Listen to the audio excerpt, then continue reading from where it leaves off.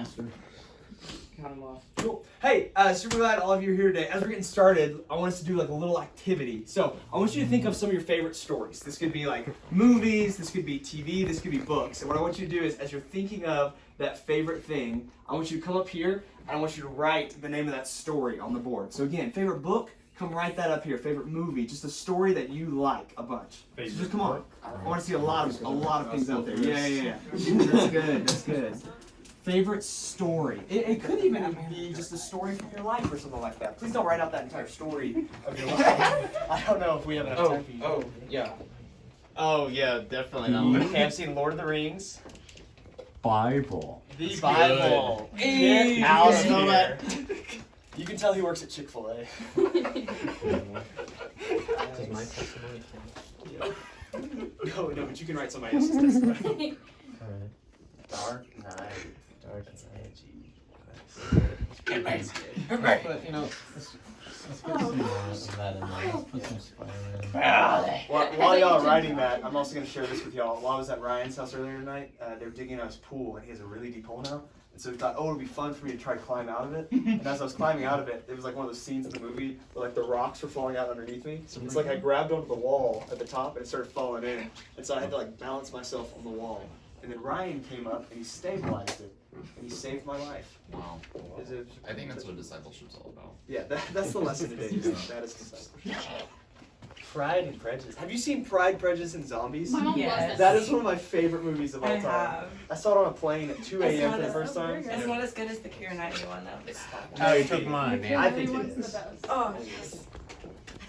Sweet. 5. I still hold true that warm bodies is trash. 5 Kingdoms? So Yep. Nice, cool. Okay, sweet. Hey, we've got several different stories. Who wrote Sabrina? Is that like the original Sabrina the Teenage Witch? No, Oh. no, like Sabrina the movie with Audrey Hepburn.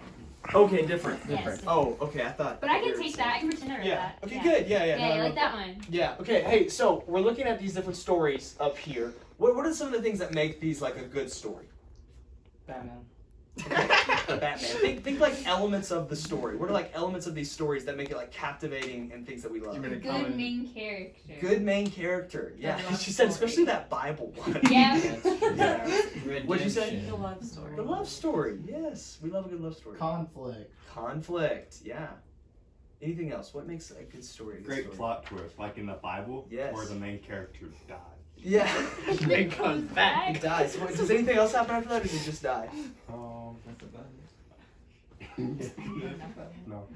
Thank you, comes back to You are Hidden back in to the life. corner. Yes. Hey, so here's what I want us to kind of talk about a little bit today. So we're gonna look at a story in the Bible here in a minute. But when I'm looking at like good stories, one of the things that really like catches me in a story is when there's like a good like redemptive moment, like a transformative moment. So like there's something that was for bad, there was something that was not good, and then it's turned around. And so like we're looking at some of these stories. And it's like, okay, hey, we've got The Dark Knight up there. I love The Dark Knight. I love this movie. And so in this movie, right, there's a point where like everything seems like really wrong, right? And like Joker and his folks, they're kind of running the town. Nothing's good. Like they're kidnapped, all this kind of stuff. But like he turns things around at the end. And so it's like this really, really cool moment at the end of the film, right, where he's turned things around. He's apprehends the Joker and stuff like that. Or I would use Pride and Prejudice as an example, but I'll be honest, I only know the zombies one. No. And I think there's a love story in it, but like doesn't the Yeah. guy mess something up, but then he turns it around at the end or something like that? He's prideful. He's prideful, and he And puts aside his prejudice. prejudice at the end.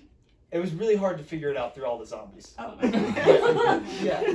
But or like I think about like you think about in recent years, like there's this whole like Marvel saga movies, and like in these movies, right, we see there's a moment where like they're down bad, right, and Thanos like he snaps and everything's like, oh shoot, but they find a way to turn things around. It's that transformation in this story that really turns things around. And so here's what I've noticed, that in many great stories, the hero is able to take what was meant for harm and redeem it for the benefit of many. And I think in our lives, Jesus is able to do the exact same thing of turning a story into brokenness into a story of hope for other people. So somebody do this for me. If you've got your Bible, can you pull out like your phone Bible or something like that? And I want somebody really quickly to read Mark chapter 5 verses 1 through 20. Can somebody do that so fast? Man, so fast. Look at the speed. Oh, yes. Thank you, McKinley. Oh no. The demon-possessed guy? Yes. They went across the lake to the region of Yowza.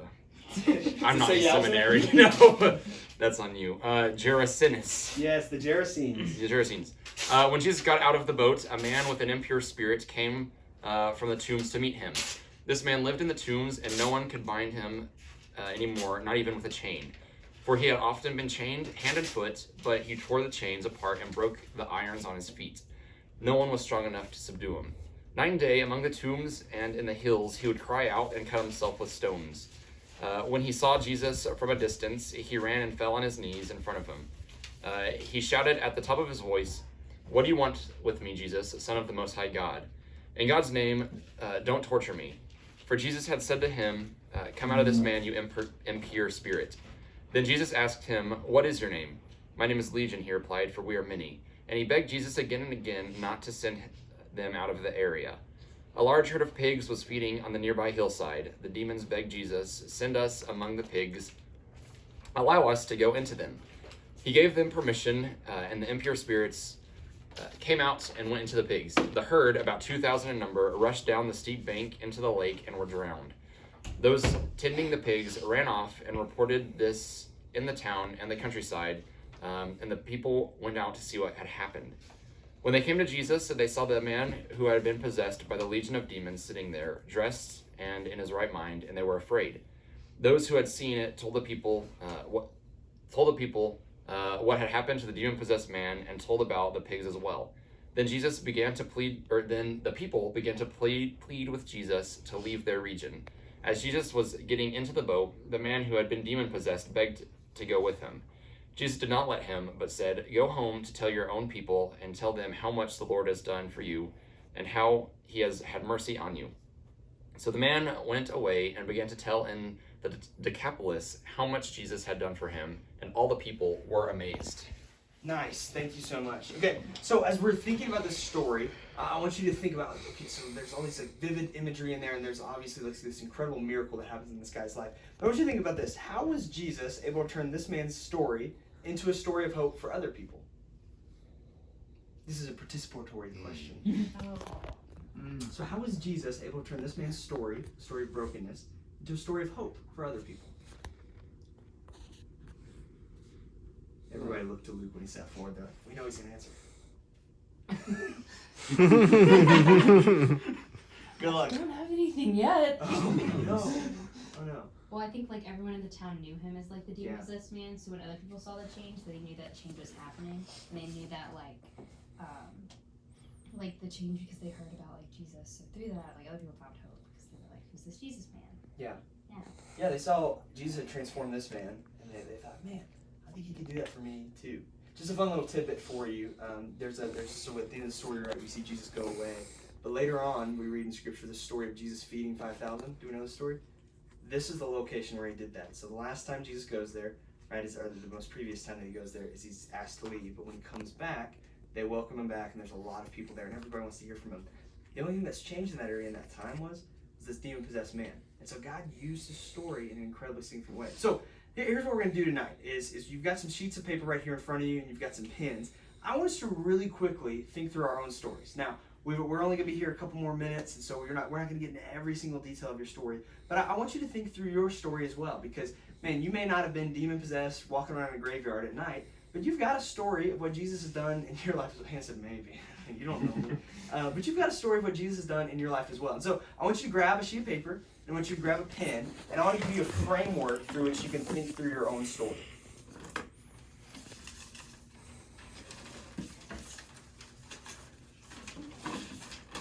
And I busted out the good pens for y'all tonight. Oh, I thank want you. y'all to know how much I care about you based off the quality of the pen. They say staff only. Yeah. And we're not only staff. I'll be honest with you. I don't know why we have staff-only pens. I don't think 4 staff needs 75 pens. All right, here we go. So I want you to write these down. These are going to be, I call these like 4 tent posts of your testimony. I might have to use a phone pen. Oh yeah, use your phone as a pad. Do whatever you got to. So the first one is this, it's your life before Christ. And I would put some space between this. So if you're putting them on the lines, maybe put a few lines between. So your life before Christ.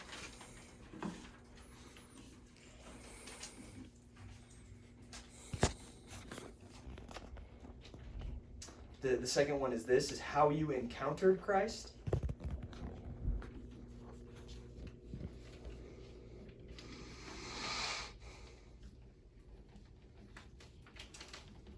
third line is the decision you made to follow Christ.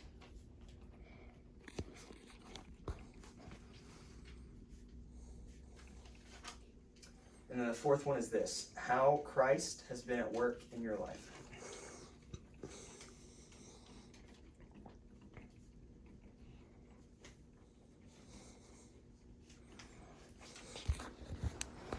And so I'm not going to ask you to go ahead and write down your whole story tonight, but I want you to start thinking about your story in terms and in phrases like this. In fact, I would really encourage you, as you're going out from here tonight, as you have time to just kind of spend on your own, I would really encourage you to write down your story and think about it in these kind of ways. You know, really work through it one of these kind of sections at a time.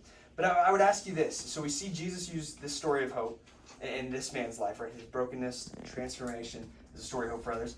I want you to think about yourself now. How can Jesus specifically use your story as a story of hope for other people?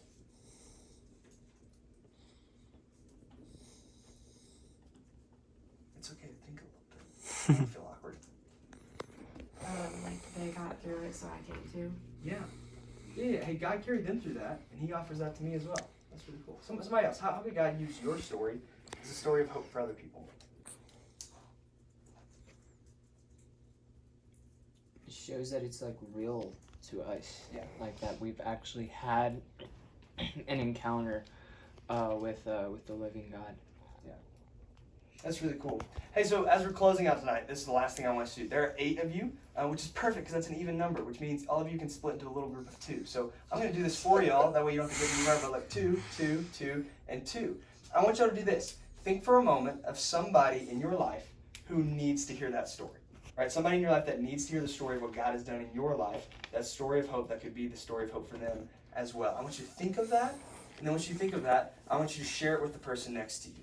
And then as you share it with the person next to you, that's the last thing that we're doing here tonight. And then I would love for y'all to do this. I'd love for you to each spend just a couple of seconds in prayer for the other person, praying that God would give each of you a chance to share your story with that person in your life that needs to hear about it. Does that make sense? Any questions? Cool. Y'all go ahead, talk a little bit, and then we're done. Bro, you already know who. You first, I can't think. Do you?